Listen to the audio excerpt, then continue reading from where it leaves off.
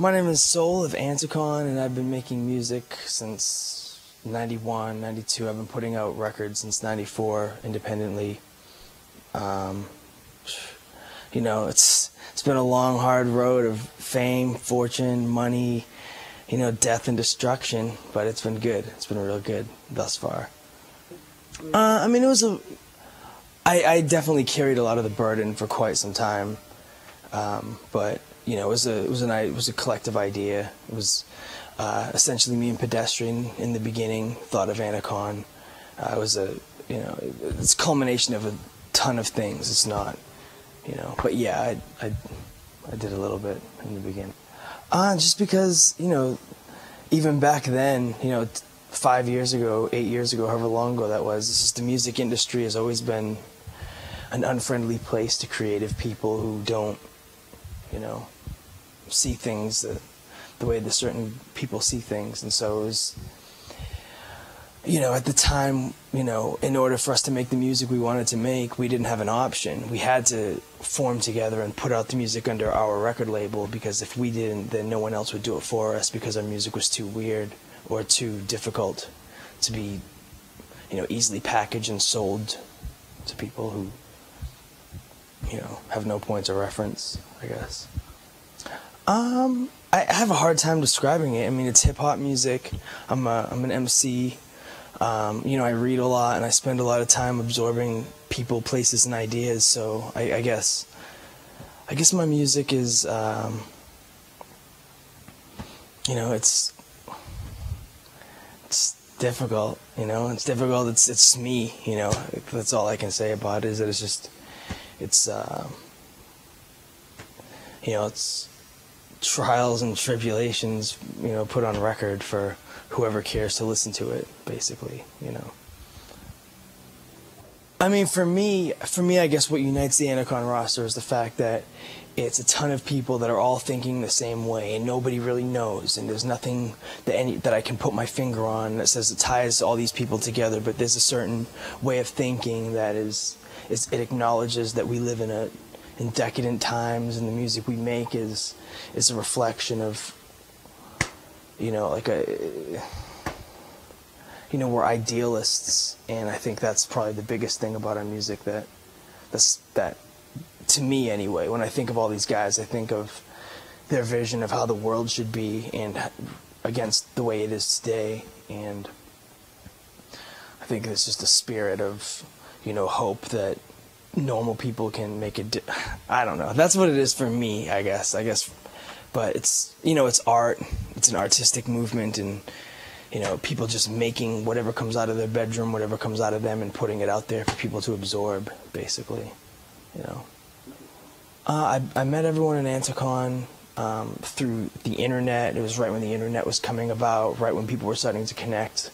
I was able to connect with all these people online and meet with people that I never would have heard of before. And so all at once, I think all these certain kinds of talents that were influenced by a certain group of a certain type of music and had a certain like weird take on hip hop or different take on hip hop.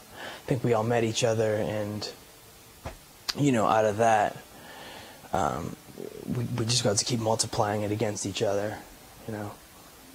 But it was mainly, you know, through tape trades, through the internet, through, you know, I don't know. You know, we all basically met each other on the internet or through tape trades. Mainly, I'm only involved in my own stuff. I'm Soul. I put out my own, you know, I just rap on other people's beats, and that's basically all I do at this point. I have a side project called Man's Best Friend. That's where I, you know, on Man's Best Friend, I'll take like my tape reel and run a keyboard through it and play guitar. It's just very indulgent, you know, masturbatory music that I make for the hell of it.